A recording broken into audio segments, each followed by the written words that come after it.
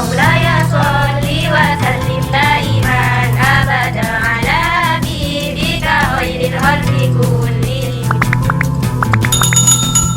Assalamualaikum warahmatullahi wabarakatuh.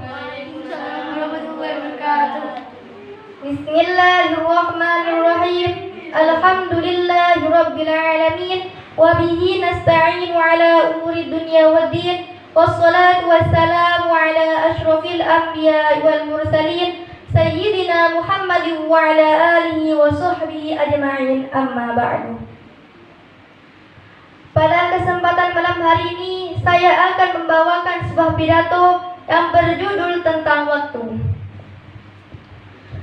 Dalam Quran surah Al-Asr ayat 1-3, Allah Subhanahu wa taala berfirman, A'udzu billahi minasyaitonir rajim. Bismillahirrahmanirrahim. Wal 'asr.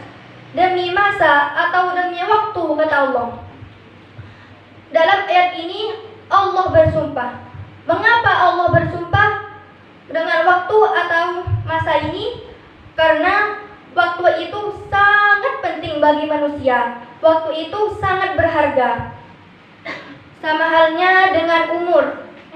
Umur itu harus digunakan dengan sebaik mungkin.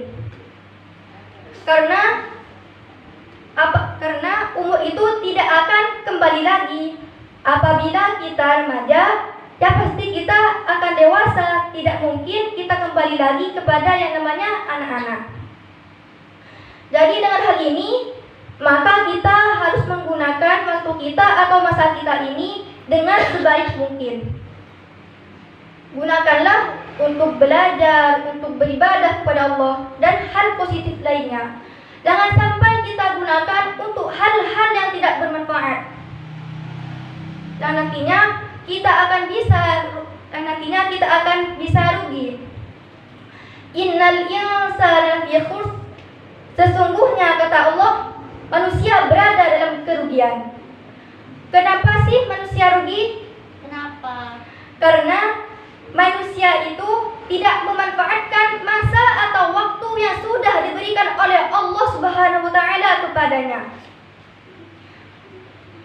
Biasanya di masa mudanya ini digunakan untuk belajar. Malah digunakan untuk berpacaran. Astagfirullah. Mumpung kalian ini masih muda, ayo kita gunakan masa atau waktu kita ini dengan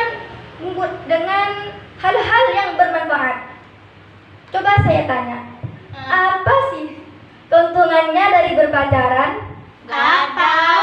Bukannya dapat pahala, malah dapat dosa.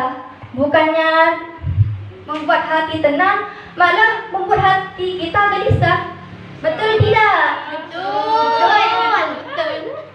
Coba aja digunakan untuk belajar, untuk mengaji, atau hal yang lainnya yang baik. Itu kan enak. Hati tenang, masa depan pun jelas. Kalau masalah jodoh itu ada di tangan Allah. Kita jangan khawatir.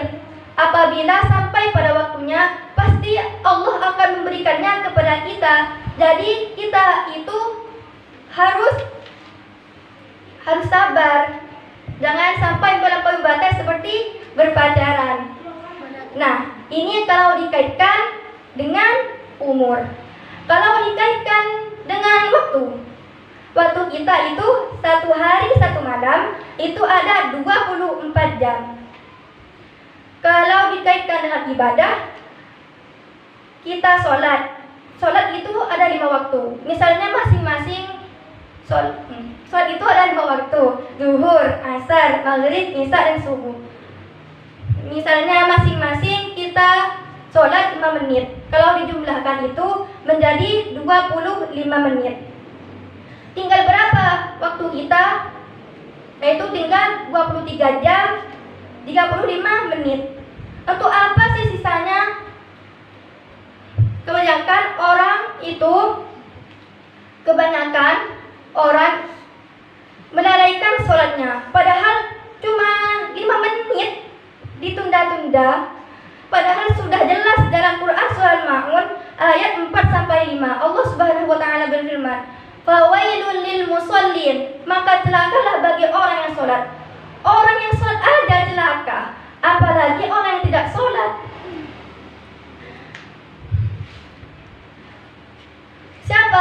Siapa yang celaka?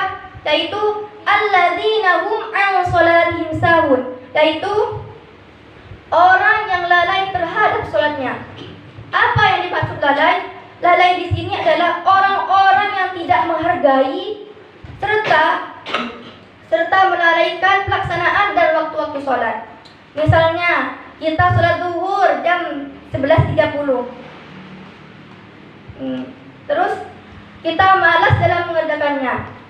Kita tunda lagi jam 1. Kita malas lagi dalam melaksanakannya karena sibuk main HP. Terus kita tunda lagi jam 2.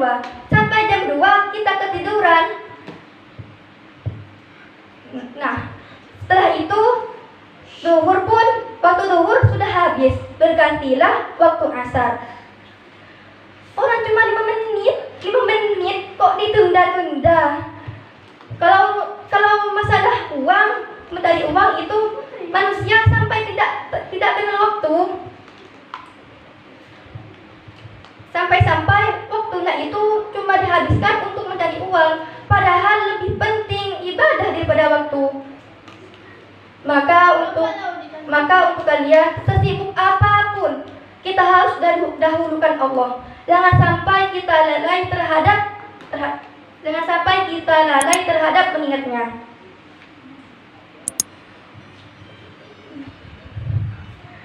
Tapi ada orang yang tidak rugi. Siapa? Yaitu illal ladzina amanu wa 'amilus sholihati wa tawashaw bil haqq wa tawashaw bis sabr. Yaitu kecuali orang-orang yang beriman yang mengerjakan kebaikan dan saling menasihati tentang dan saling menasihati untuk kebenaran dan saling menasihati untuk kesabaran. Jadi orang yang tidak rugi itu adalah orang-orang yang beriman. Siapa orang yang beriman? Yaitu orang-orang yang percaya terhadap Allah dan tunduk patuh terhadap apa yang diperintahnya. Percaya terhadap apa yang sudah diturunkannya seperti Al-Quran. Itu kita harus percaya terhadapnya. Itulah orang yang tidak rugi. Terus siapa lagi yang tidak rugi? Yaitu orang-orang yang mengerjakan kebaikan. Jadi orang yang mengerjakan kebaikan itu tidak akan mungkin rugi. Siapa lagi yang tidak rugi? Yaitu orang yang saling menasihati tentang kebenaran. Jadi orang yang menasihati tentang kebenaran itu tidak akan rugi. Contohnya itu seperti kita mengingatkan seseorang untuk melaksanakan sholat tepat pada waktunya. Itu termasuk saling menasihati tentang kebenaran. Apalagi yaitu orang-orang yang menasihati tentang kesabaran. Contohnya seperti kita ada saudara kita yang sakit. Kita ingatkan dia supaya dia tetap bersyukur dan tidak mengeluh kepada Allah. Dan supaya mereka tetap berdoa kepada Allah agar diberikan kesabaran bahwa penyakit itu datang karena Allah dan sembuh karena Allah.